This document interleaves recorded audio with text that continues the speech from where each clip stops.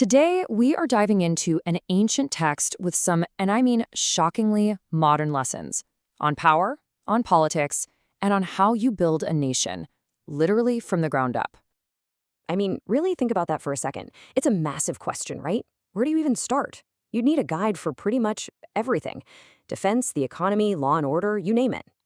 Well, as it turns out, somebody already wrote that exact manual. And that someone was Kautilya, who you might also know as Chanakya. We're talking around 300 BCE. He was the chief advisor to the guy who founded the massive Mauryan Empire in India. And while doing that, he wrote the Arthashastra. Now, the name literally means the science of wealth and polity. But trust me, it is so much more than that. Now, just to give you some perspective, most of us have heard of Machiavelli's The Prince, right? It's famous for being the ultimate guide to cutthroat politics.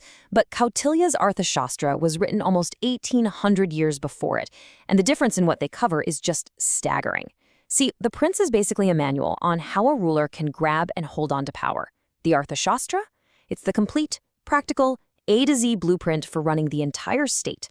So, how did Kautilya actually picture the state? Well, not as some simple building or structure, but as a living, breathing organism. He had this brilliant concept for it called the Saptanga theory. And these are its 7 essential limbs. You've got the king, the ministers, the land and its people, your defenses, the treasury, the army, and of course, your allies. Now, the key point Kautilya makes is that none of these can work in isolation. If your treasury is weak, you can't pay your army. If you have no allies, you're an easy target. For a state to be strong, all 7 limbs have to be healthy and working in perfect balance. Okay, so let's zoom in on that first and most important limb, the swamin, or the king. But, you know, if you're picturing some tyrant ruling with an iron fist, you were in for a big surprise. This quote right here, this is the very heart of the Arthashastra. Kautilya's ideal king isn't a master. He's a public servant. His personal success is completely and totally tied to the well-being of his people. That power he has, it's not a right, it's a profound responsibility. So what's actually on this king's to-do list? Well, he's the guardian of the law, he's the head of the entire administration, the protector of the people, and the main driver of the economy. But, and this is so important, his power wasn't absolute, not even close.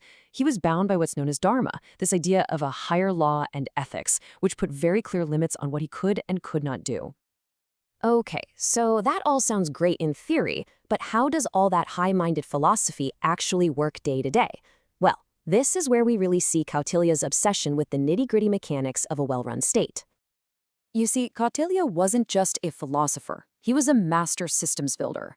He saw the state as this incredibly complex machine, and he designed a detailed bureaucracy that feels incredibly modern. And this whole engine was built to run on 2 core principles: efficiency, and just as important, accountability. I mean, he laid out specific departments for everything: taxes, farming, trade, even intelligence. And get this, he was absolutely ruthless about corruption. The Arthashastra details how to conduct strict surveillance on officials, run regular audits, and hand out severe punishments for anyone caught with their hand in the state cookie jar. This wasn't just theory. It was a practical how-to guide for stopping graft. Kautilya knew that a fat treasury, the kosha, was the bedrock of a powerful state. But he wasn't some ruthless capitalist. He argued for state control over key resources like mines and forests, and he pushed for welfare measures like support for the poor and making sure workers got fair wages. It's this remarkable mix of economic realism and social responsibility. All right, now for the part of the book that gets Kautilya compared to Machiavelli. We're about to enter the cutthroat world of international relations, diplomacy, and, yes, spying.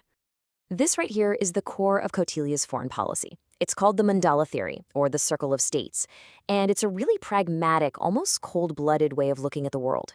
The country right next to you, they're a potential threat because you share a border. But the country on the other side of them, they're your potential friend because you share a common adversary. It's all just one big geopolitical chessboard.